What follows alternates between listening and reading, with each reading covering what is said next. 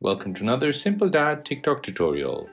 In this video, I'll show you how to use a Ferrari Roma 360 VR tour filter on TikTok. Before moving on to the video, I would appreciate if you can support me by liking this video so YouTube can push it out to others who need this tutorial.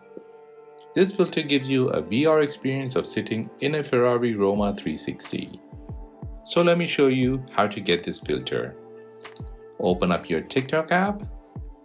Now tap on the plus sign to post a video. Then tap on Effects at the bottom left. Now tap on Search and search for Ferrari Roma 360. You should see the Ferrari symbol in the search results. Tap on the first results, which has the name Ferrari Roma 360. Your screen should show yourself sitting in a Ferrari, and as you move your phone around, you should see all the interior of a Ferrari. If you tap on the screen, it'll change your view from the driver to the passenger side. The detail of the car is very realistic, making you feel you're actually in that car. Using that effect, create your very own Ferrari Roma 360 TikTok videos.